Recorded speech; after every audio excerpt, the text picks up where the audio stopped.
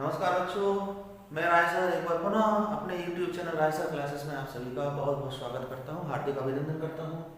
आज हम स्टडी करने वाले हैं relation between electric field intensity and potential difference or potential gradient relation की बात करते हैं। Electric field intensity and potential difference are also called potential gradient. Let plus q charge at point O.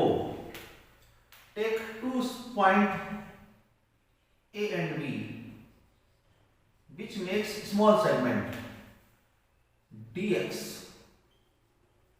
and plus q naught charge at point B. Suppose that plus q naught charge at point B. Now we want to bring the plus q naught charge from B to A. B से A तक लाना है plus q naught charge को, because two similar charges are repel to each other. दो charges एक दूसरे को repel करेंगे. So this is the direction of force and also the direction of electric field intensity. This is the direction of electric field intensity. Now we want to bring it plus q naught charge from B to A. So the direction of displacement is left side and direction of intensity is right side. So that angle between the both E and dx will be 180 degree. कितने का angle बनेगा दोनों के बीच में? This is the direction of E and this is the direction of dx. So that the angle become 180 degree. 180 degree का angle आएगा. Now अगर हम मान करते हैं कि B और A में पोटेंशियल किसका ग्रेटर होगा? What is the definition of potential? If positive unit charge bring from infinity to any point is called potential. So that potential at point B is VB. Again, from infinity to A, potential become VA. So that potential difference between A and B will be VA minus VB. This is the potential difference. और किसका potential greater होगा? A का potential something is greater than B because B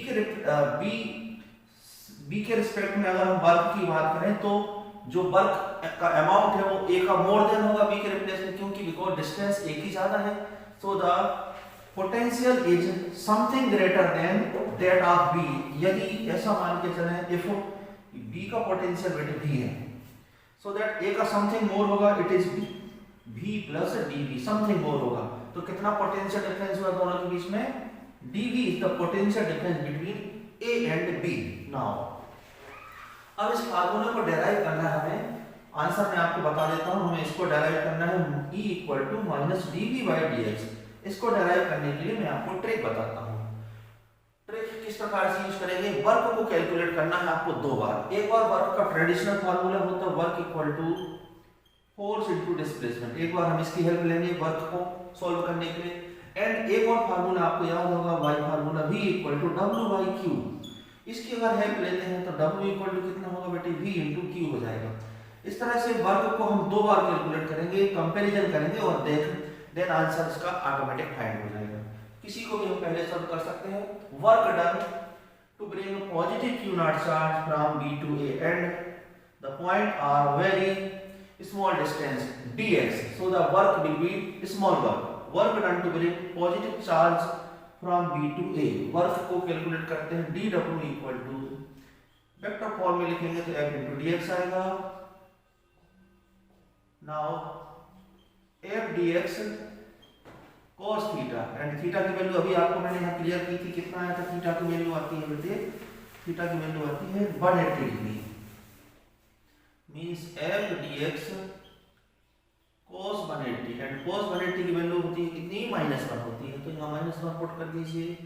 minus F dx, this is the value of dW.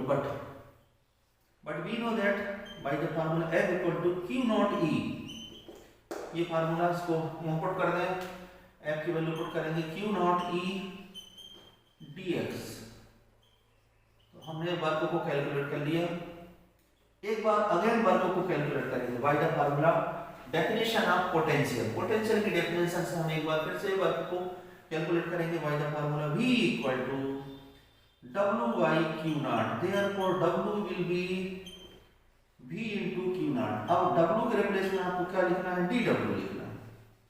And V मतलब है potential difference. इन दोनों के बीच में potential difference कितना कैलकुलेट हुआ था, dV हुआ था। तो dV को हम V के रिप्लेस में लिखेंगे dV and also Q not. This is equation number second. अब दोनों को कंपैरिजन करते हैं from equation number first and second.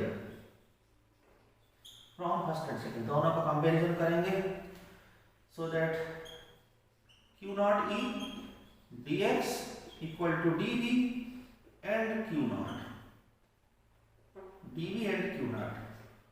से q naught को कैंसिल कर देंगे, remaining is e equal to minus dv by dx. This is the relation between electric field intensity E and potential difference. It is also called potential gradient because by potential gradient change in potential with respect to distance.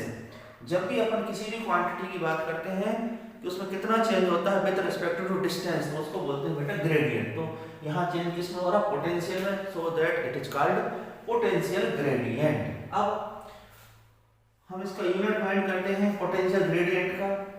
Potential gradient का unit कैसे find करेंगे, because ई का unit क्या होता है बेटे, आपको याद होगा न्यूटन पर कूलम होता है। सो दैट इसका भी यूनिट यही होगा न्यूटन पर कूलम। बिकॉज क्यों होगा, because both quantity are similar but opposite in direction. अभी इसकी बात मैं थोड़ी देर बाद करूंगा, हम पहले क्लियर करते हैं यूनिट का। तो ई का यूनिट क्या होता है, न्यूटन पर कूलम होता है। सो सिमिलर होगा, इसका भी क्या होगा, पोटेंशियल ग्रेडियंट का भी न्यूटन पर कूलम। लेकिन इसका एक यूनिट और हम फाइंड कर सकते हैं, v का यूनिट क्या होता है, वोल्ट, एंड dx का हो जाएगा मीटर।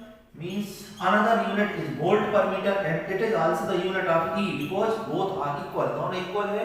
तो e के दो यूनिट हमें फाइंड हो जाते हैं, न्यूटन पर coulomb and also volt per metre. इसी तरह से पोटेंशियल ग्रेडियंट के भी दो यूनिट फाइंड हो जाते हैं, न्यूटन पर coulomb and volt per metre. इस तरह से ये हमें दोनों यूनिट इसके फाइंड हो गए। अब हम बात करते हैं ये जो क्वांटिटी है dv by dx, इसका कैसा नेचर है, ये स्केलर क्वांटिटी है कि वेक्टर क्वांटिटी है। We know that potential is a scalar quantity, potential scalar quantity, but potential gradient is not a scalar quantity, it is a vector quantity because it is equal to the another vector quantity e के equal है। And इसका जो direction है वो opposite रहेगा। Suppose that this is the direction of intensity, so the opposite चलेंगे, so this is the direction of potential gradient. अब हम बेटे एक नए क्वेश्चन की बात करेंगे।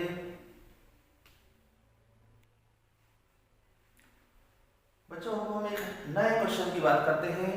Question is derive the formula for potential energy of system of charges. System of charges, इनके पास किस तरह की एनर्जी हो सकती है। तो let to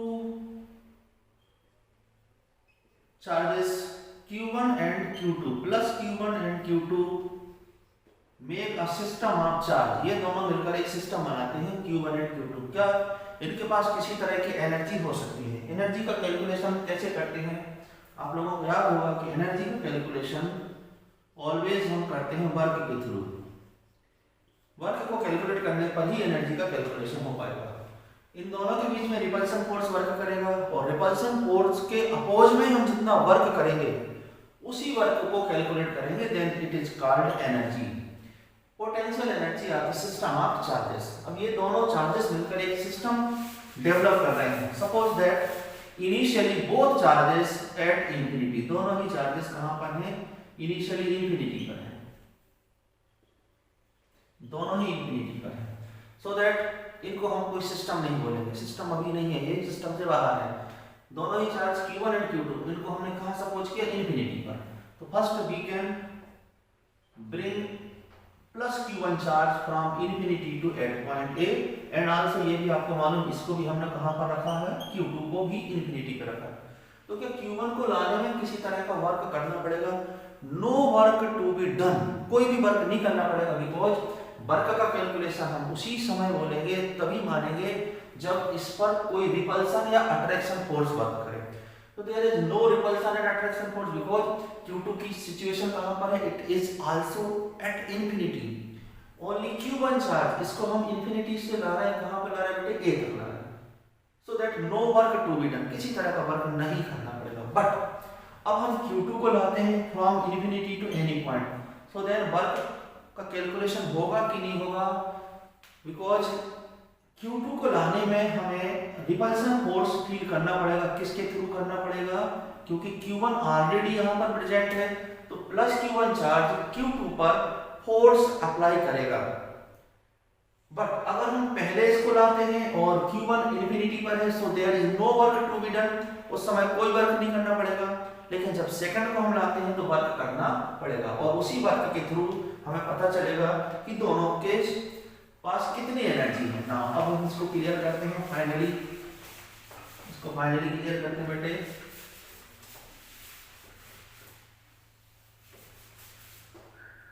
late plus Q1 charge at point A, यहां से कुछ डिस्टेंस ले लेते हैं, सपोज डिस्टेंस इज r, और ये जो पॉइंट है ना इलेक्ट्रिक फील्ड में, किसकी इलेक्ट्रिक फील्ड में है, प्लस Q1 की, इसके थ्रू यहाँ पर पोटेंशियल बनेगा। कितना पोटेंशियल बनेगा, potential due to plus Q1 charge it is V equal to 1 by 4 pi epsilon naught k Q by R। आपको याद होगा electric potential due two point charge का कैलकुलेशन करते हैं 1 by 4 pi epsilon naught k Q की replace में कितना आना है, Q1 by R। This is equation number first. इतना पोटेंशियल इसने डेवलप किया, कहां पर किया डेवलप, एट पॉइंट बी पर। अब प्लस Q2 चार्ज को ले लेते हैं, इसको लाने में कितना वर्क करना पड़ा, कहां से ला रहे हैं, from infinity to point B. Work को कैलकुलेट करते हैं, तो वर्क को कैलकुलेट करने के लिए अगेन हमें फार्मूला लेना पड़ेगा V equal to W by Q का। Q इस फार्मूले की हेल्प लेते हैं, and then W equal to क्या होगा, V इंटू Q होगा। अब इसमें करेक्शन करना पड़ेगा आपको, V की वैल्यू कहां से आएगी, इक्वेशन फर्स्ट से आएगी, एंड Q के रिप्लेस में आपको रखना पड़ेगा Q2, बिकॉज इसको लाना चाहते हैं हम, we want to bring charge Q2 from infinity to any point, so that the work W will be, V के रिप्लेस में आपको V की वैल्यू पुट करना पड़ेगी 1 by 4 pi epsilon naught k Q1 by R, and Q capital Q के replace में आपको put करना पड़ेगा Q2 को पुट करना पड़ेगा, and this work is convert into the potential energy of the system of the two charges Q1 and Q2, means U equal to energy represented by U 1 by 4 pi epsilon naught k Q1 Q2 by R. This is the formula for potential energy of the system of charge, और आप यहाँ unit का भी use कर सकते हैं, joule लिख सकते हैं। ओके, सो ये बेटे दो चार्जेस हैं Q1 एंड Q2, इनकी एनर्जी है। अब सपोज करो 3 चार्जेस हो जाते हैं, 3 चार्जेस मिलकर सिस्टम डेवलप करते हैं, तो कितनी एनर्जी होगी, 3 charges Q1 at point A, Q2 at point B and Q3 at point C। तो ये तीनों मिलकर एक सिस्टम डेवलप करते हैं। Separation between A and B is R12, between B and C is R23, and between A and C is R13।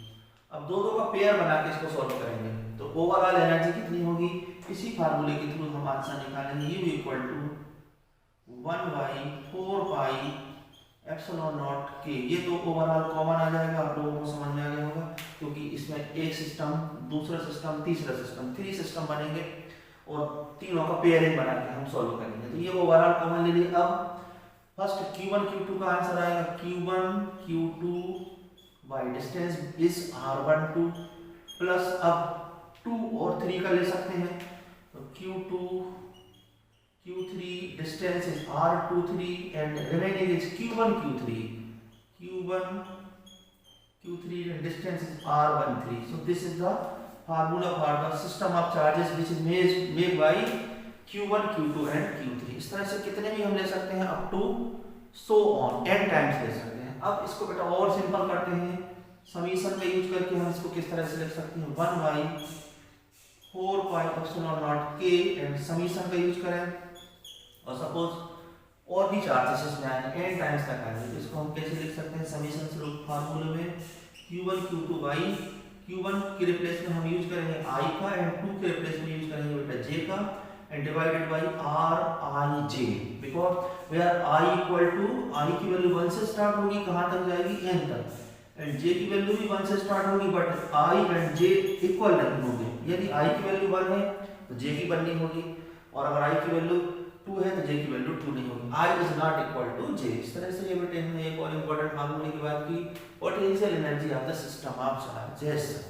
इस तरह से आज दो इंपॉर्टेंट क्वेश्चन आपको मैंने अपने वीडियो के द्वारा आपको क्लियर करने की कोशिश की है। आप लोग वीडियो को देखते रहें, चैनल को सब्सक्राइब भी करते रहें और फर्दर स्टडी करते रहें। जय हिंद, जय भारत।